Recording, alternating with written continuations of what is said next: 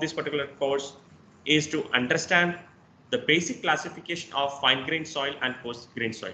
So whenever in real time, whenever you encounter a soil, so you need to, the first thing that you need to do is you need to classify them. You need to classify them based on some rules and regulations which are put forward. So as you must have already learned in your GT1, you must have learned about the USCS classification, Unified Soil Classification System.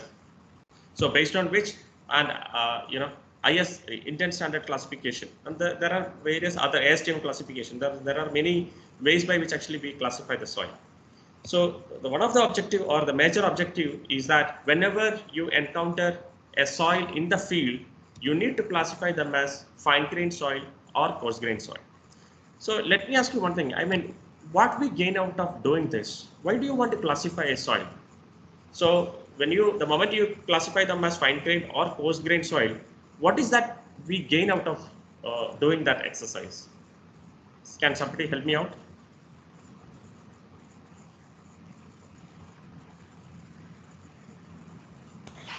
We can determine the strength of the foundation we need. Strength of the foundation. Okay. It is slightly advanced. I'll come to that. Yeah. Any more suggestion? Why do you want to classify a soil? Or why a classification? Can you please repeat it? Sorry. So we treat it differently, sir. The coarse grained soil, since the particle sizes of the soil matter will be large, it will not have any charges or anything. So, but fine grained soil will have all the issues. So we'll treat the very good. We give to them. Okay, very good. In that perspective, I got it, because you are speaking about the charge and all those charge holding capacity or the cation exchange capacity, the surface charges a material has. So mostly a fine grained soil used to have charges on their surface, whereas a coarse grained soil is not. So truly speaking, so I will just try to frame the answer in this way. Truly speaking, the behavior of fine grained soil as well as coarse grained soil is different. You agree? The reason why actually we want to classify them is to understand their basic behavior, whether it is respect to the strength, whether it's respect to its compressibility, whether it is respect to its seepage aspects, or whether it is with respect to its basic behavior, which means the soil will have a defined set of behavior once it is falling in fine grained or once it is falling in coarse grained. So its complete engineering behavior will be different once they are falling in a fine grained category or once they are falling in a coarse grained category. So always the first intention with which we do a soil laboratory test is to classify them according to their size. So always please remember, we can classify soil based on their size. We can classify a soil based on its texture. We can classify soil based on its mineralogy. We can classify soil based on its roughness coefficient. We can classify a soil based on its surface charges, and so on. The classification, taxonomy that you give, you can define in different ways. So here in this case, generally we classify soils based on their size. Okay, so based on the size, we call them as fine grained soil and coarse grained soil. So here the aspect that we take into account is basically the size. Based on the size, how soils can be classified. Now coming to the second aspect, to estimate the grain characteristics of the soil. So what do you mean by a grain characteristics? Can somebody tell me, what do you mean by grain characteristics?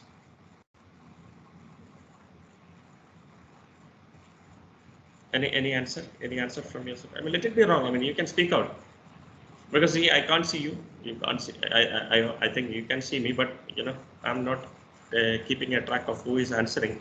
You can throw your answers. So particle size distribution. Particle size distribution. Okay. Any more answers to estimate the grain character? Any more answers? Can you just give me a name of a test for understanding the grain character?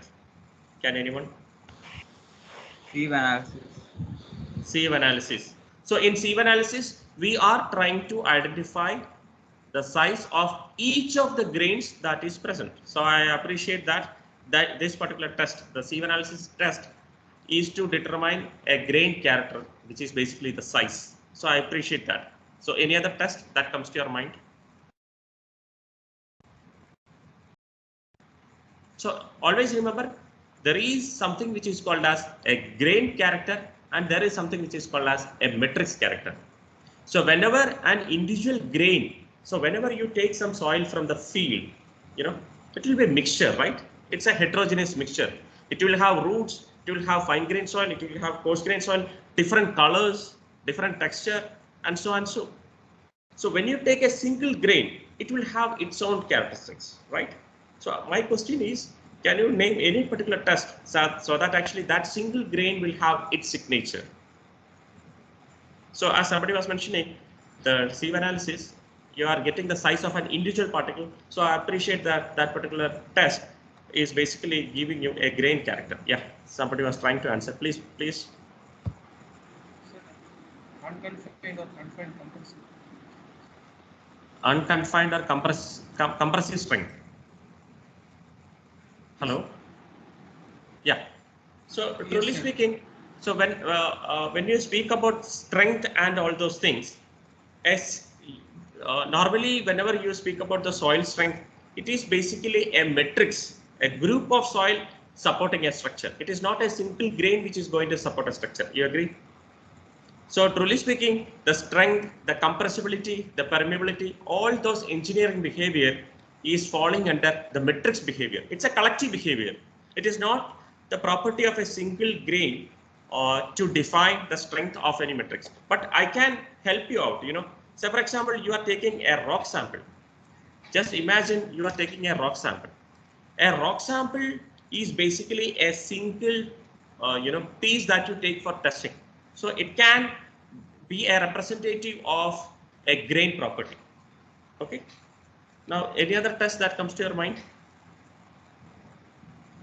Any other test? Hydrometer analysis. So hydrometer again is, an advancement of sieve analysis. So it can be also treated as, for getting the grain property. So all these things are corresponding to size. Anything else that comes to your mind apart from size? Something else that comes to your mind?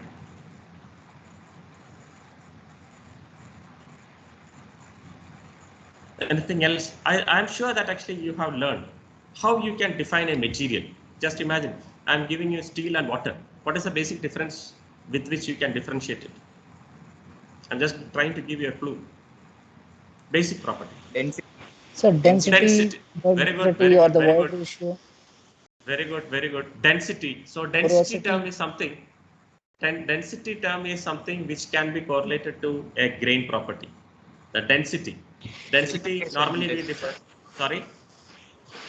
Sedimentation test. I'll come to that. So when you speak about the density, again, we have to, just a second, actually, I'm getting a call. Just.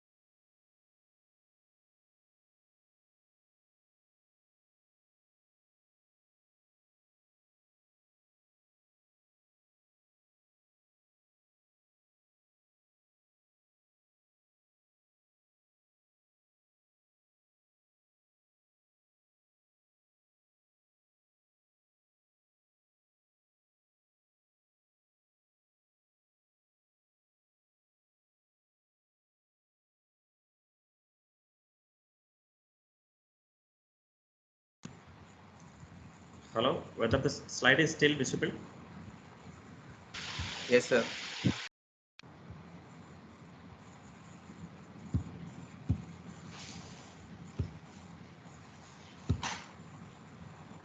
Yeah. So as we were discussing, so somebody was mentioning the term density. I partially agree with that statement because density is something which gives you the mass by volume.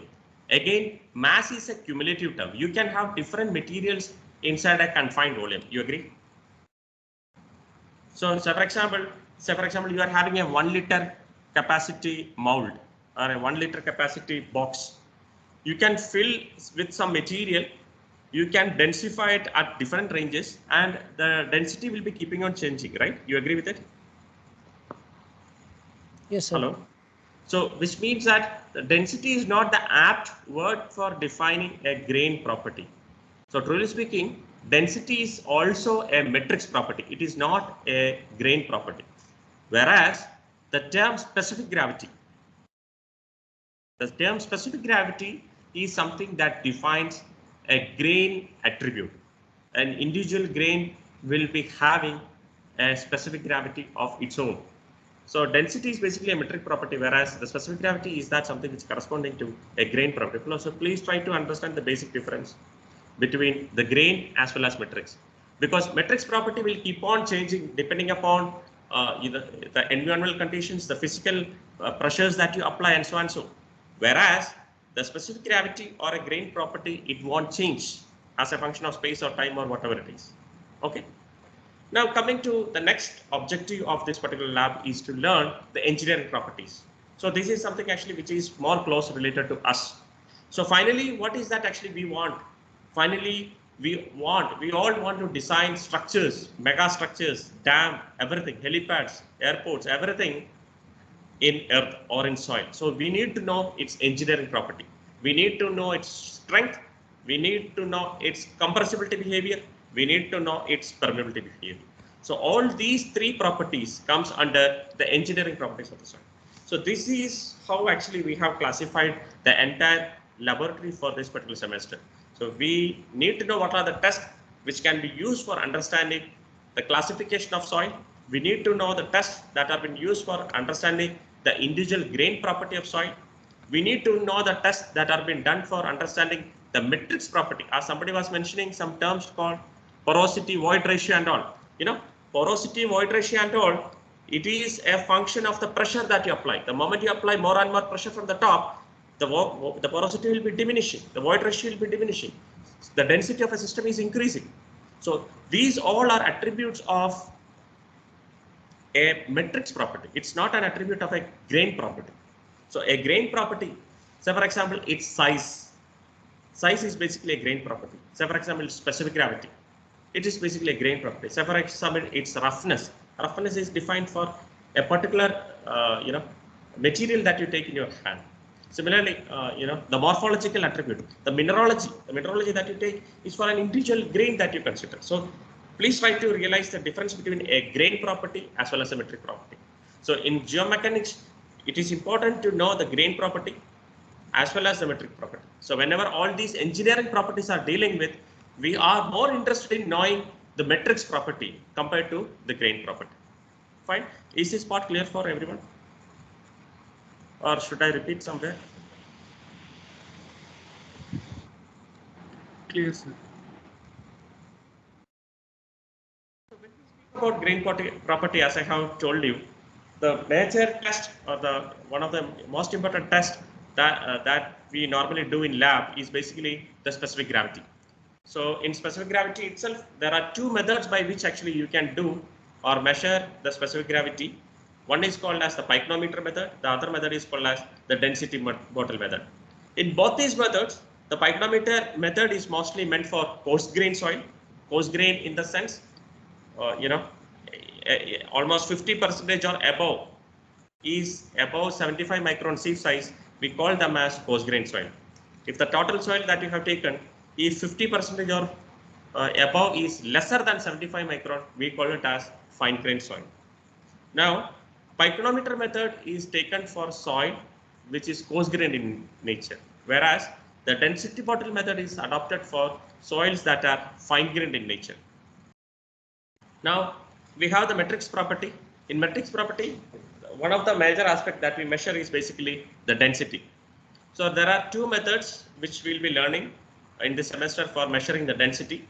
So one is called as a core cutter method, and the other method is called as a sand replacement method. So all these methods are listed in our IS code. All these references, we follow the IS practicing methods for determining these properties. Now let us go into one by one related to each of these methods. So the first method, which is called as the pycnometer. So as I have told you, this method is mostly meant for coarse grain soil. Now the methods and all those things will be again learning in the coming classes, but just make you understand how this particular device looks like, or this particular mold looks like, or this experimental paraphernalia looks like. That is the reason actually I have just taken these images. So it's a very simple test in which you are having a glass jar with a conical cup at the top, and we have the rubber membranes which have been provided. So we take the empty weight with the soil whose specific gravity has to be mentioned. We will fill it with water, and finally we will remove the complete soil and water mixture, and finally fill it with water alone. So this is the only measurement that we make in case of pycnometer method, and based on the calculations we can get the specific gravity. Similarly, we have the density bottle method. The equations and everything is one and the same, but as fine grain soil is having a very minute size which is lesser than 75 micron, rather than going for the large glass jar, we will go for the so-called the density bottle, which is at least here we are having 50 ml capacity. Similarly, we have 100 ml and 150 ml. So the same procedure that we adopt in the previous case is adopted in this case also, as well as the equation is also remaining the same. So these are the methods that we normally use for getting the specific gravity of soil that is made available to us. Now coming into the matrix property, as I have told you, we have two different methods for determining the density. So the first method is defined as the core cutter method. So in the image, as you see, you have a core cutter, a rammer, and finally we are having a dolly. So these are the major components that are required. It is a very simple test for getting the density. So density is one of the most important parameter whenever you are going for design. Always a very dense strata will be having very high. It's a thumb rule. Always a denser strata will have higher bearing capacity, higher strength as compared to a loose deposit. So density is one of the simplest parameter from which we can estimate whether the terrain that you have selected is sufficiently strong or not. So this is a simple method. We will take this particular stuff to the field. It's not a laboratory test, it's a field test. We will take the core cutter as you see in the image. You will place it in the field. You will level the site. You will place the core cutter, and you will keep the dolly above the top. And with the help of rammer, we apply impact load on the surface of the dolly, and it will be completely immersed inside the soil. So we know the volume of the core cutter. We can measure the total weight of soil which has entered inside, and based on that, we can measure the density. So density is nothing other than the mass per volume. Based on that, you can measure the density. So this is how actually you can determine the density in field. So similarly, there is one more method which is called as a sand replacement method. So what is the disadvantage of that you have seen in this figure? What is the disadvantage of measuring density using core cutter method? Can somebody tell me? What will be the negative aspect of this particular method?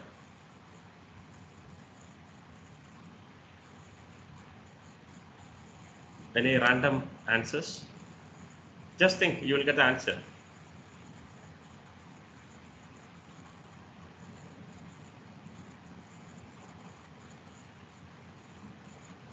Sir, it is difficult to get the whole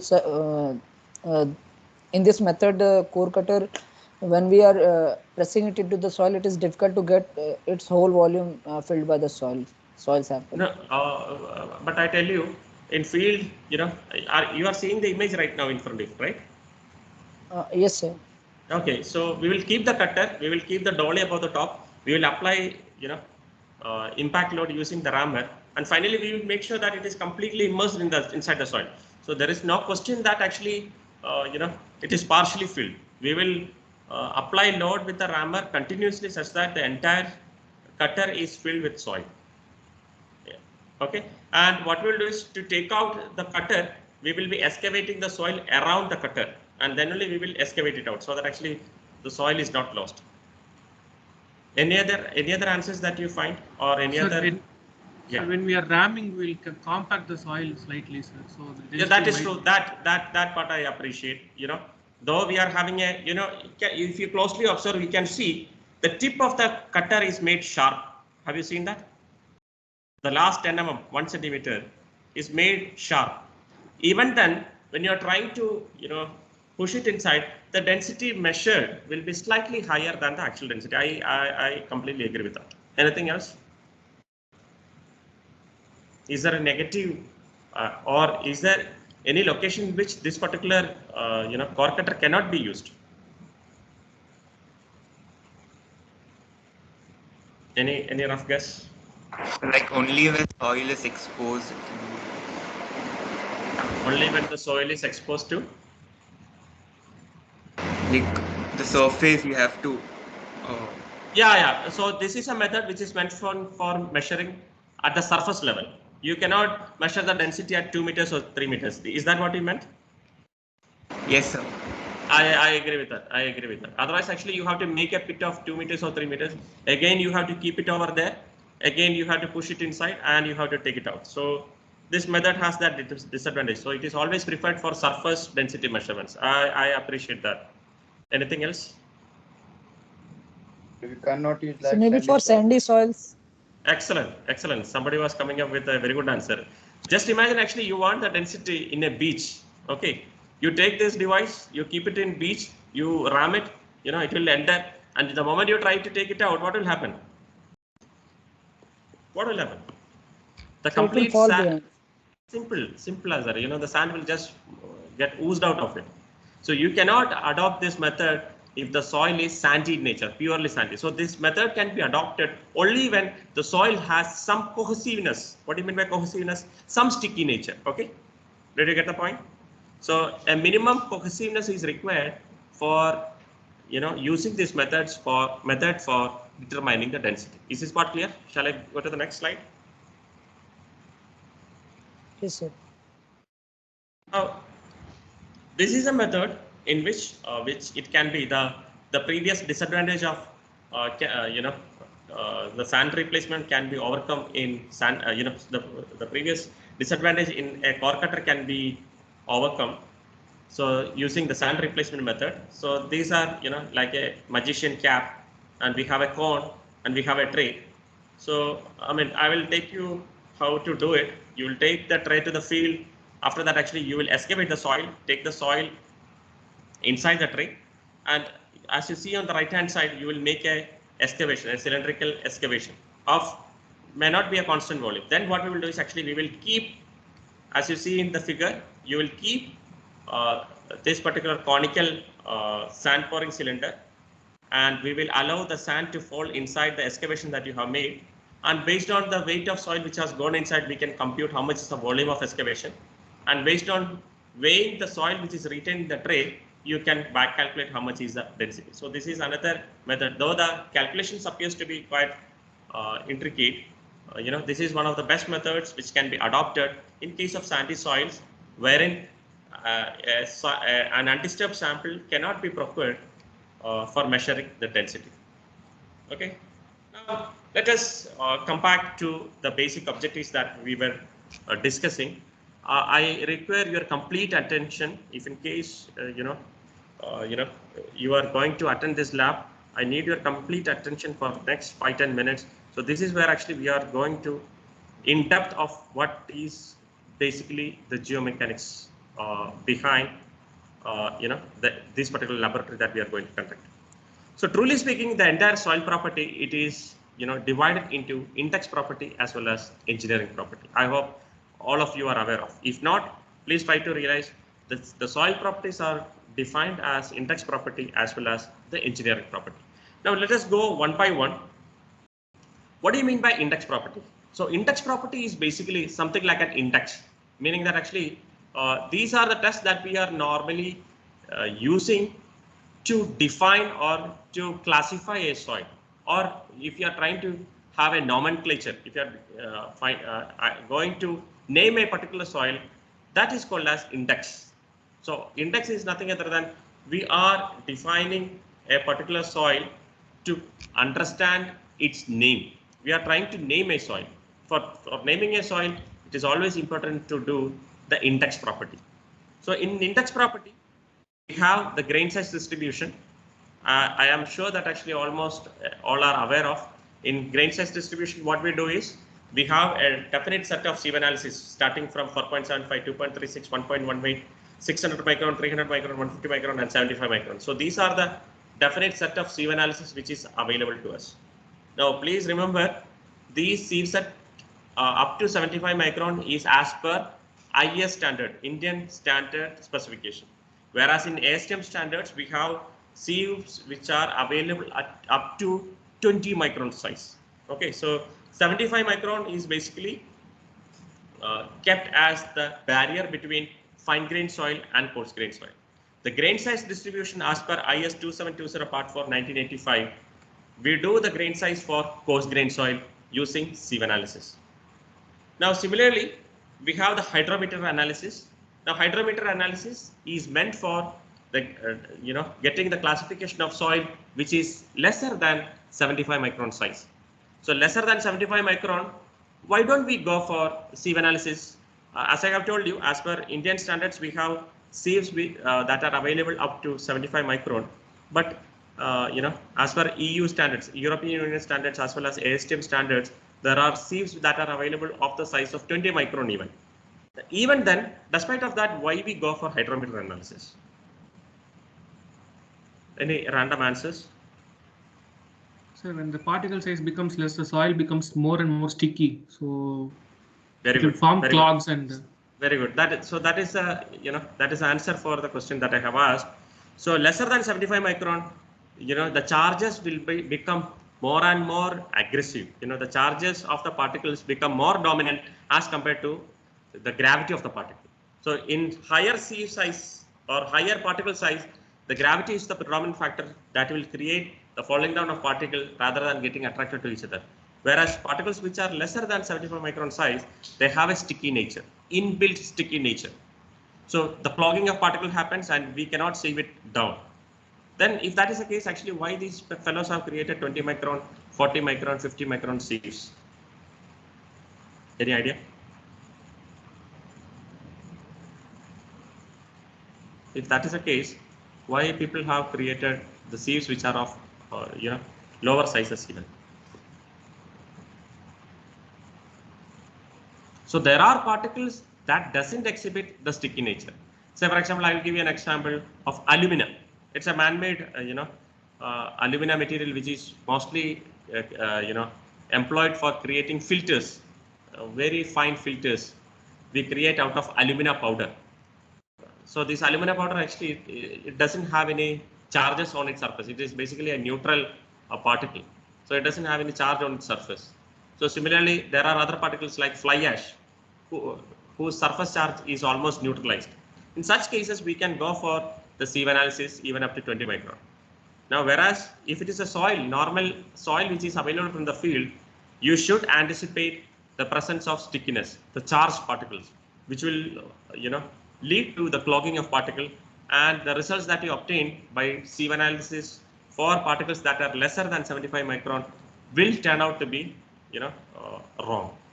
So in hydrometer analysis, what we do is there is a jar in which allow the particles to settle, and based on the stock slope, we will estimate the diameter of the particles. So as a function of time, we can get the diameter of particle getting settled at different velocity. Okay, so as per the stock slope. Now again in index property, there is something which is called as consistency limit. So do somebody recollect what do you mean by a consistency limit? I'm sure that you have learned it. Some random answers, just 5-10 seconds. Can you answer what do you mean by consistency limit and why do you want to do that?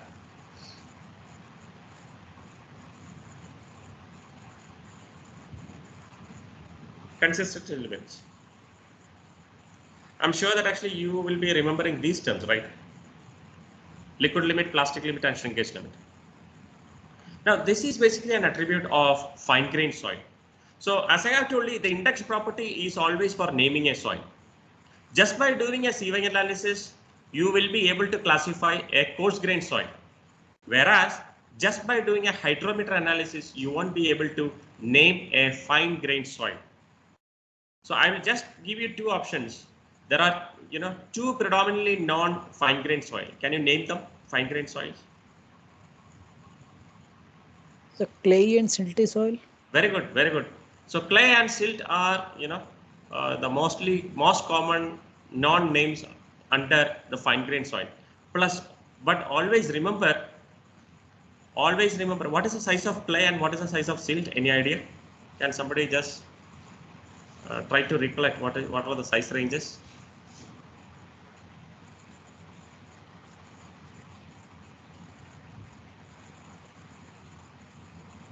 So clay will be less than 2 micron. Okay. Then and how about silt? 2 to 75 micron will be silt. Okay. So always remember, we cannot define a particular soil, a particular fine-grained soil as silt or clay just by hydrometer alone. As you rightly mentioned, what you have told is partially correct. 75 micron to 2 micron, it is not silt, it is silt size. Similarly, lesser than 2 micron, it is not clay, it is clay size. Always please keep it in mind. Okay. So based on the size, 75 micron to 2 micron is silt size, and lesser than 2 micron, it is clay size. It is not clay or it is not silt. If you want to define it as clay or silt, then you need to understand their liquid limit as well as plastic limit. Based on the liquid limit and plastic limit, you can classify it as a clay soil or a silty soil. Just by doing a hydrometer analysis, by plotting a graph for like the particle size distribution, you cannot call them as clay or you cannot call them as silt. You can mention it as clay size and clay silt size, but to name them properly, to understand or to classify them properly, you need to know their consistency limits, which is basically the liquid limit, the plastic limit, as well as the shrinkage limit. Is this aspect clear? Hello? Yeah, yes, sir. Yes, sir. Yeah, thank you. So the index property of a soil is over. Now we are going into the engineering property. So as I have told you, the first part was always to understand or to name a soil. Now here we are trying to understand the engineering behavior of soil. So here we have three different aspects which we have to learn. So one is called as the compressibility behavior.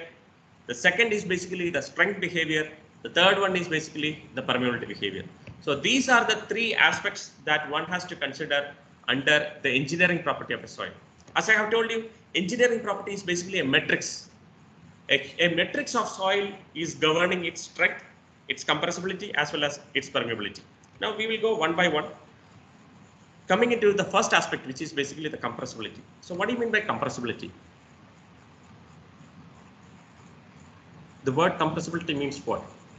So decrease in volume when we apply load. Simple. That is a basic definition that one can give for the term compressibility. It is a reduction in volume because of some applied load. You agree? So that is called as compressibility. Now in soil, when you deal, there are two ways by which you can expect the reduction of volume. So either you can apply impact load or you can apply static load. So in your thinking, in your viewpoint, which one is better for increasing the density? Whether it is a compact, an impact load or a static load, which one will be more efficient? Impact. So static. Okay, impact, right? Now this is a confusion that comes to all of us, that always impact load will be much better compared to static load. Now I tell you, the compressibility in soil happens, or the way in which the reduction in volume happens in soil is soil specific, meaning that the impact load is always better for coarse grained soil if you want to densify the soil, because the ultimate purpose is to densify the soil. Because as I have told you a couple of minutes back, always a dense soil will have higher strength, right? So in order to densify the soil, we need to compact it. Now compaction is a term that is always correlated with coarse grain soil, wherein we give impact load for densifying the soil. Now coming to the second term, which is called as consolidation. I'm sure that you must have learned this particular phenomena called as consolidation. The moment you are trying to compact a clay soil, compact in the sense if you are trying to apply some impact load on clay soil, what will happen? So we can expect it to partially regain its shape. Sorry, we can expect. Can you just repeat it once again? Sir, it will, like after applying the impact load, it will bounce back. I will just give you a simple example. I'm sure that actually all of you must have seen a paddy field. In a paddy field, if you try to walk, what will happen? When you try to walk, actually it is some sort of an impact load you are giving to the field, right? What will happen through a paddy field if you are trying to walk when it is flooded? What will happen? Sir, after some time the soil again swells up, or maybe it comes back into the same level. The soil will try to ooze out beneath your foot. You agree? The moment you try to stab on the paddy field, the soil beneath your foot will ooze out through the sides. You agree? Yes, sir. Yes. So because actually always clay soil is a guy who is very, very lazy. It doesn't want to take any sort of impact load. The moment you try to apply the impact load, it will ooze out through the sides, because already it is in a slushy mood, or already the entire walls are filled with water. It has the ability to escape through the sides. In such cases, the compaction or the densification is possible only by applying the so-called static load. So you cannot compact a clay soil by applying impact load. You can only compact, or you cannot use the word compact. You can densify a clay soil only by applying static loading. So is this particular part clear for you? What I tried to convey? Always remember, Yes, sir. the compressibility is basically the volume reduction, as somebody was rightly mentioning. Now the compressibility in soil happens in two different ways, by compaction or consolidation. So the compaction happens by applying some impact load. So by impact load, actually the works that we normally execute for NHI, National Highway Authority of India, when we try to lay the roads, we always have to compact the soil. So we are compacting the soil with the help of coarse grain soil. We are filling with coarse grain soil, and we are applying the compactive efforts in order to densify the soil. Whereas whenever we are trying to lay a road through a paddy field, we will apply static loading. In the sense, actually we will keep that load for at least 5 to 6 months. So because of this static loading, what will happen is the water will slowly escape out of the pores of the soil, and it will get densified. I'm sure that actually whenever you are moving through a car, through a paddy field or a field, what will happen is actually you must be seeing lot of undulations. These undulations are due to the settlement. So these settlements are due to the consolidation that is happening inside the soil over the years. So I'm sure that you must have done problems. You are trained by Deen Dayal sir or Jayalakshmi ma'am? You are students of? So Deen Yeah, Dayal, yeah, sir. sir. Okay. So I'm sure that actually he must have shared the experiences of ground improvement techniques, in which, in most of the roads that are being laid in paddy fields, what we will encounter is there are a lot of undulations. This is because of the reason that the underlying soil is undergoing consolidation. Maybe 3 years, 4 years, there are soil. The classical example is, I'm sure that if I have taken you the first year, I must have given in the example of Leaning Tower of Pisa, right? Yes, sir. It is Yes, centuries sir. old. Yes, sir. Even now it is leaning. It is because of the process of consolidation. So the consolidation is a time consuming process which will happen over years, centuries even, or decades even. Until unless the consolidation, the maximum consolidation for that particular soil is over, it will keep on undergoing settlement. The soil which is underneath, it will try to, escape from the bottom, and thereby actually the consolidation phenomenon is happening. So we need to estimate the compaction behavior, and we need to estimate consolidation behavior. There are two different tests, separate tests are available for us. One is by giving impact load, one is by giving static loading. So as I have told you, compaction is meant for coarse grain soil and consolidation is meant for clay soil. Now coming to the next aspect of engineering property is nothing other than the shear strength. Shear strength is always a prime important factor or property that a geotechnical engineer is always interested to, because it is the one actually which tells you how much is the bearing capacity. I'm sure that in the present semester you will be learning the basics of the bearing capacity. So the term bearing capacity is nothing other than the load carrying capacity of any soil. Okay, it's the simplest definition that one can give is the load carrying capacity of any soil without undergoing shear failure. So in that way, we need to estimate for each of the soil. A house that you construct in Chennai, a house that you construct in Mumbai, a house that you construct in Delhi, a house that you construct in Punjab or Uttarakhand, each of these house will have different type of foundation, right? What is the reason behind that? The foundation that you provide for the same plan, for the same building that you propose in Chennai, in different cities across the country will be different. What can be the reason behind that?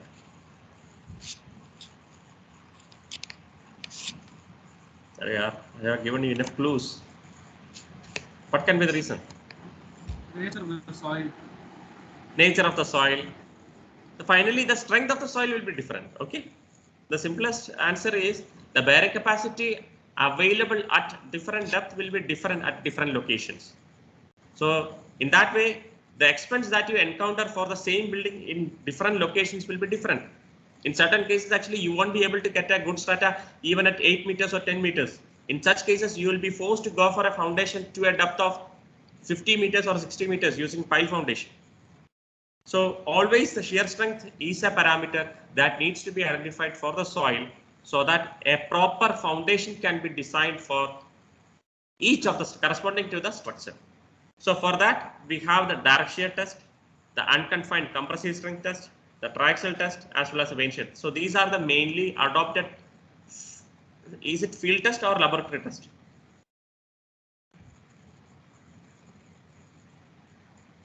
Are these tests field test or laboratory test? Hello? Lab test. So all these tests are lab tests. We will be bringing undisturbed samples from the field to the lab, and we will try to execute these tests depending upon the soil type. We will get the cohesion as well as the friction, because I am sure that you must have plotted the Mohr circles for most of the UCS test, the direct shear test, as well as the triaxial test. In that, you are finally trying to obtain the cohesion as well as the friction, right? Hello, am I audible to you? Yes, sir. Yeah. Yes, sir. Yes, sir. Yeah, the purpose of drawing a Mohr circle was to obtain the cohesion as well as the friction term. So here also actually our aim is quite simple. We are trying to obtain the cohesion as well as the friction term, so that actually we can obtain the parameters out of it. And finally, we have the last engineering property, which is nothing other than the permeability. So the permeability in itself, actually, it is nothing other than the ability of any soil to allow the flow of fluids through them. The fluid can be anything. It can be liquid or it can be gas even. So there are two ways by which actually you can do the permeability test. One is called as falling head test. The permeability test is also a laboratory test which has been conducted. And so either you can conduct the falling head or the constant head test. So depending upon the soil type. So if it is a very coarse grain soil which is available to us, we normally go for the constant head. Whereas if the soil nature is fine grained in nature, we go for the falling head test. So this is how actually the test of geotechnical engineering laboratory is divided. So we have the naming ceremony, and the next thing is basically the ceremony by which actually we understand the engineering properties of the soil. Is this particular part clear for you? Yes, sir. Yes, sir. Any doubts? Yes, sir. No, sir.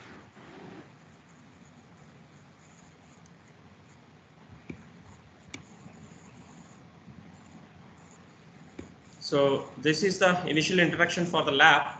So let me see. So this is, I mean, with this actually, I just want to quit for today's discussion. So I don't want to take you because I have other slides, but I don't think at this stage actually it will be required for you. Maybe in the coming classes we will start whenever we are having the discussions. I will take you over there. Okay. Okay, then thank you. Please try to attend. The introduction will be continued in the coming class also. I will just take you to how exactly the tests are being done. So meet you all in the coming class. Okay. Thank you. Any doubts? Any doubts that you would like to ask? No, sir. Okay. Thank you. Thank you, sir. Thank you, sir. Bye bye. Bye bye. Thank you, sir. Bye bye. Thank Thank you, you. sir. Thank you. Thank you.